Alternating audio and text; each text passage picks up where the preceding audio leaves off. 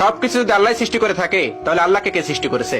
এই প্রশ্নটির সম্মুখীন আমরা প্রায়ই হই, যেটা অমুসলিমদের কাছে হতে পারে, যেটা নাস্তিকদের কাছে হতে পারে, এবং আমাদের মতো মুসলমানদের মাথায়ও এই রকম প্রশ্ন ঘোরে। এই প্রশ্নটির উত্তর আমি আপনাদেরকে দিয়ে দিব ছোট্ট একটা ঘটনার মাধ্যমে।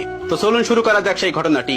একবার ইরাকে সমস্ত নাস্তিকের একত্রিত হলো এবং সেখানকার সমস্ত আলেমদের ডাকলো এবং বলল, তোমরা যদি আমাদের 4টা প্রশ্নের উত্তর দিতে পারো তাহলে আমরা ইসলাম ধর্ম গ্রহণ করে নেব, আমরা মুসলমান হয়ে যাব, আমরা নাস্তিক থাকবো না। তারপর সকল আলেমরা বলল, ঠিক আছে, তোমাদের প্রশ্ন 4টি করো, আমরা প্রশ্ন উত্তর দেওয়ার চেষ্টা করব। নাস্তিকদের প্রথম প্রশ্ন হলো, আমরা তো এখন সবাই এখানে উপস্থিত আছি, তাহলে আল্লাহ তাআলা কি করছেন? এটিই ছিল তাদের 1 নম্বর প্রশ্ন।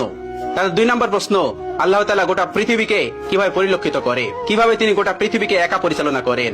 একা দেখা তো সম্ভব না, তিনি কি করে একা এগুলো পরিচালনা করেন? এটি ছিল তাদের দ্বিতীয় প্রশ্ন। তাদের 3 নম্বর প্রশ্ন, মুসলমানদের নবী হযরত মুহাম্মদ সাল্লাল্লাহু আলাইহি ওয়াসাল্লাম মিরাজে গিয়েছিলেন, পৃথিবীর এই আহ্নিক গতি ভেদ করে আসমানের কোন দরজাতে তিনি আসমানে প্রবেশ করলেন এবং আল্লাহর সঙ্গে দিদার করলেন? এটি ছিল তাদের তৃতীয় প্রশ্ন। এবং তাদের সর্বশেষ প্রশ্ন, আল্লাহ তাআলার আগে কে, আল্লাহ তাআলাকে কে সৃষ্টি করেছেন? এই ছিল তাদের মোট 4টি প্রশ্ন। সেখানে থাকা সকল আলেমরা উত্তর দেওয়ার চেষ্টা করলো, কিন্তু কেউ সৎ উত্তর দিতে পারলো না, কারণ এই প্রশ্নগুলি খুবই কঠিন প্রশ্ন, যার উত্তর দেওয়া তো সহজ না। তারা কেউ পারল না তাদের উত্তর দিতে। ওই সবস্থল থেকে কিছুটা দূরেই ইমামে আজম আবু হানিফা রাহমাতুল্লাহর বাড়ি ছিলেন। আপনারা অনেকেই জানেন, ইমাম আবু হানিফা রাহমাতুল্লাহ কাপড়ের ব্যবসায়ী ছিলেন। তো শহরের পাশেই তার বাড়ি ছিলেন। তার কানেই খবরটি গেল।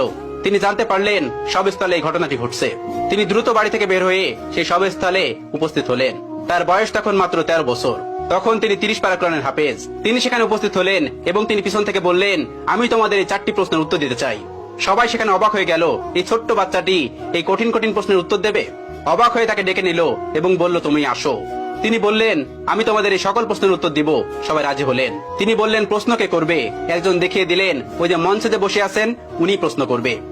চেয়ারে বসে থাকা ওই লোকটিকে আবু হানিফা রাহমাতুল্লাহ বললেন, তুমি যখন আমাকে প্রশ্ন করবে তখন তুমি আমার ছাত্র, আমি তোমার শিক্ষক, তাহলে আগে তুমি আমাকে ওই চেয়ারে বসতে দাও, আর তুমি নিচে দাঁড়িয়ে আমাকে প্রশ্ন করবে। উদ্ভট হলেও এটি তারা মেনে নিয়েছিল। আবু হানিফা রাহমাতুল্লাহ চেয়ারে গিয়ে বসলেন এবং ওই নাস্তিকটি নিচে এসে প্রশ্ন করলো। প্রথম প্রশ্নটি ছিল এরকম যে, আল্লাহ তাআলা এখন কি করছেন? আবু হানিফা রাহমাতুল্লাহ তীক্ষ্ণ বুদ্ধি সম্পন্ন একজন মানুষ ছিলেন। আল্লাহ তাআলা তাকে অনেক হিকমত দিয়েছিলেন, অনেক জ্ঞান দিয়েছিলেন। তিনি উত্তর দিলেন, আল্লাহ তাআলা এই মুহূর্তে তোমার মতো বেকুবকে চেয়ার থেকে নামিয়ে আমাকে চেয়ারে বসিয়ে দিয়েছেন। এটি ছিল 1 নম্বর প্রশ্নের উত্তর। সবাই অবাক হয়েছিল। এই উত্তর খণ্ডানোর মতন উত্তর তাদের কাছে ছিল না, তাই তারা এটি মেনে নিতে বাধ্য হয়েছিল। এবার তিনি বলেছিলেন, এবার তোমার দ্বিতীয় প্রশ্নটি করো। দ্বিতীয় প্রশ্নটি করলো, আল্লাহ তাআলা একা এই পুরো পৃথিবীকে কিভাবে পরিচালনা করে? একা তিনি পুরো পৃথিবীকে কিভাবে দেখেন? তিনি তাদেরকে 4 কোণাওয়ালা একটা ঘরে নিয়ে গেলেন এবং সেই ঘরে একটা বাতি জ্বালালেন, একটা মোমবাতি। এবার তিনি বললেন, এবার বলো, এই আলোর মুখ কোন দিকে, এই আলোর চোখ কোন দিকে? তারা কোনো উত্তর দিতে পারলো না। তারা বলল, এই আলো তো ছড়িয়ে পড়েছে। তিনি তাদেরকে বললেন, আল্লাহ তাআলা নূরের তাজাল্লির মাধ্যমে গোটা পৃথিবীতে এভাবে ছড়িয়ে রেখেছেন এবং তিনি সবকিছু দেখতে পান এই নূরের মাধ্যমে। এই প্রশ্নের উত্তর নাস্তিকদের কাছে ছিল না, তারাও এটি মেনে নিয়েছিল। তৃতীয় প্রশ্ন করা হলো, হযরত মুহাম্মদ সাল্লাল্লাহু আলাইহি ওয়াসাল্লাম পৃথিবীর আহ্নিক গতি ভেদ করে আসমানের কোন দরজা দিয়ে আল্লাহর সঙ্গে মেরাজ করতে গেছিল? তখন আবু হানিফা রাহমাতুল্লাহ হাতে একটা ডিম নিলেন এবং বললেন, এই ডিমটি থেকে 22 থেকে 23 দিন পরে বাচ্চা ফুটে বের হবে। এবার তোমরা বলো, এই ডিমটির বাচ্চা কোন দিক থেকে বের হবে? তারা বললেন, এটি ঠোঁট দিয়ে ডিম ভেঙে বের হবে। তিনি বললেন, কোন দিক দিয়ে বের হবে? তারা বললেন, এটা আমাদের জানা নেই। এবার ইমাম আবু হানিফা রাহমাতুল্লাহ বললেন, আল্লাহ তাআলা তার বান্দাকে আসমানে নিবেন কোন দরজা দিয়ে নিবেন এটি আল্লাহ তাআলা ভালো জানেন। এটা আল্লাহ তাআলার কাজ, তোমার আমার কাজ না। আসমান তার, আসমানের যে কোনো জায়গা দিয়ে তার নবীকে আসমানে নিতে পারেন। চতুর্থ প্রশ্ন, যেটি সব থেকে গুরুত্বপূর্ণ, আল্লাহ তাআলাকে কে সৃষ্টি করেছেন? আল্লাহ তাআলার আগে কে? ইমাম আবু হানিফা রাহমাতুল্লাহ বললেন, তোমাদের মধ্যে কি এমন কেউ আছেন যিনি অনেক ভালো অঙ্ক করতে পারে? তখন একজন বললেন, হ্যাঁ আমি পারি। তখন তাকে বলল, তুমি 1 থেকে গুনতে শুরু করো। তখন সে গোনা শুরু করলো। 1 2 3 4 5 6 7 8 9 10 10 পর্যন্ত গোনার পর আবু হানিফা রাহমাতুল্লাহ তাকে থামিয়ে দিলেন এবং তাকে বললেন, এবার তুমি উল্টো দিক দিয়ে গোনা শুরু করো। তিনি গোনা শুরু করলো 9 8 7 6 5 4 3 2 1। এরপরে এসে সে আর গুনতে পারলো না। এবার ইমাম আবু হানিফা রাহমাতুল্লাহ তাকে বললেন, তুমি থামলে কেন? আমি তো তোমাকে থামতে বলিনি। তিনি বললেন, এর আগে কিছুই নেই। এবার আবু হানিফা রাহমাতুল্লাহ বললেন, আল্লাহর আগেও কিছু নেই।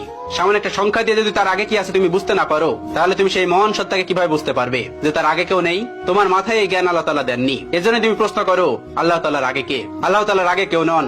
কুল হুয়াল্লাহু আহাদ, আল্লাহুস সামাদ, লাম ইয়ালিদ ওয়া লাম ইউলাদ ওয়া লাম ইয়াকুল লাহু কুফুয়ান আহাদ। তিনি এক এবং একক, তাকে কেউ জন্ম দেননি, তিনিও কাউকে জন্ম দেননি। তিনি শাশ্বত চিরন্তন, তার আগে পরে কেউ নেই। এই ছিল আবু হানিফা রাহমাতুল্লাহ প্রজ্ঞা এবং জ্ঞান, যেটি দিয়ে তিনি পুরো পৃথিবীকে আলোকিত করে রেখেছিলেন তার জ্ঞান দিয়ে। এখনো তার কিতাব, তার দর্শন দিয়ে মানুষ ইসলামকে পরিচর্যা করে। আল্লাহ তাআলা আমাদের সকলকে ইসলামের পথে থাকার তৌফিক দান করুন, ইসলামের পথে চলার তৌফিক দান করুন, ইসলামের বিধানগুলো মানার তৌফিক দান করুন।